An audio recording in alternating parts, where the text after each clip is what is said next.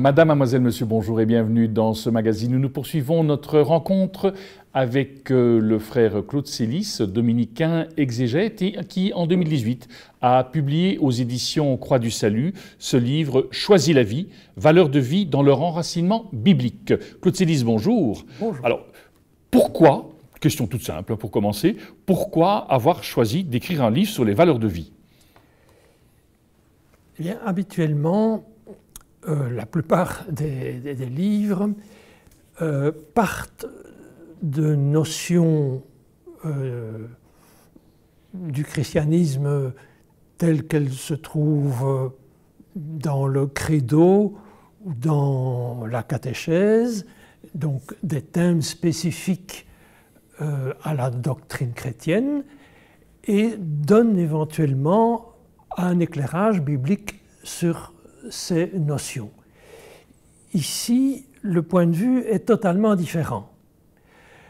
Je ne pars pas de ces notions spécifiques au christianisme, je pars des valeurs de vie tout à fait courantes pour leur donner l'éclairage biblique. Donc, montrer comment ces valeurs de vie peuvent être enrichies grâce à cette enquête biblique sur ces notions.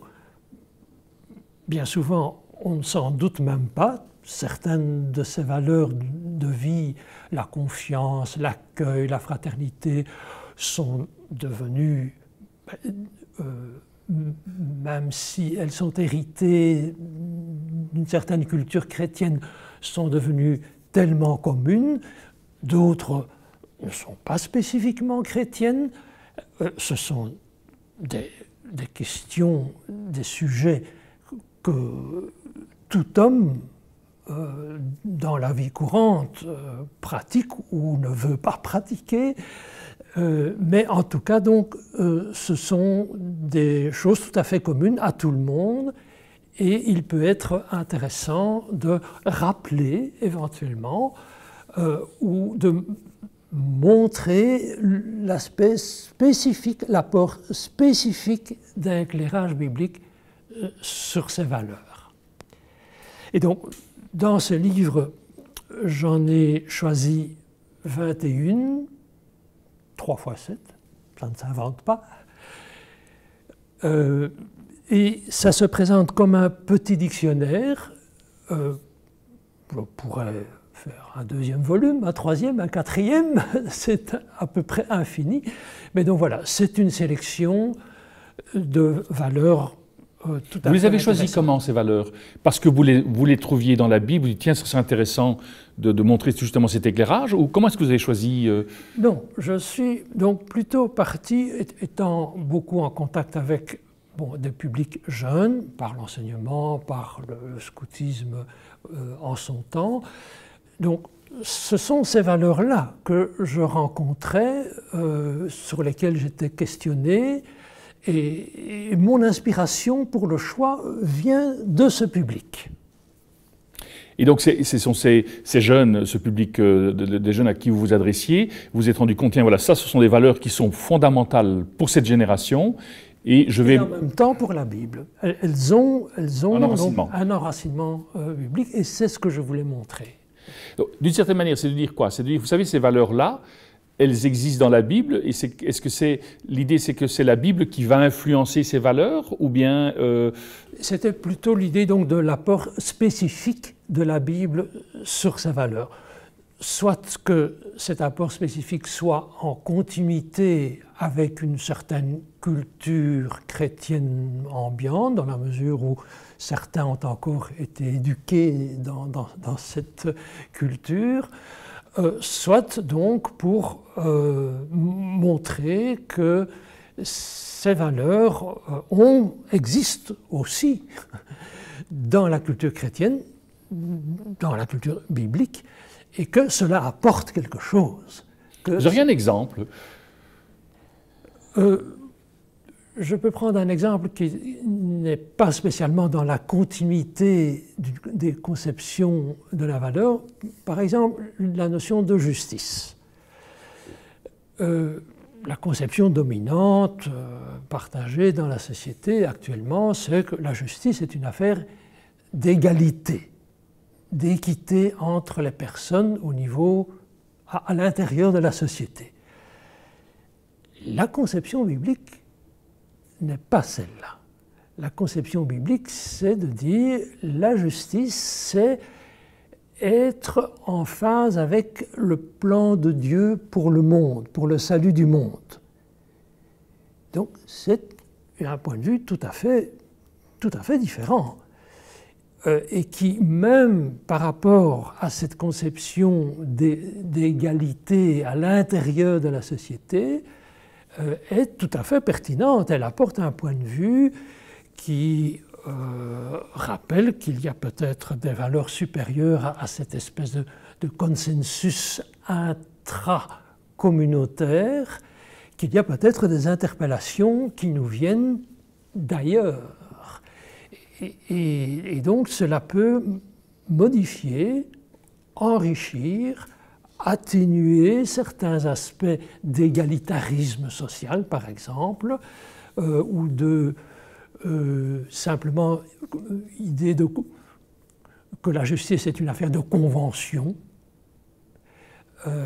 et qui a peut-être un rapport avec une conception du monde, une conception des choses qui ne relève pas seulement donc du consensus social.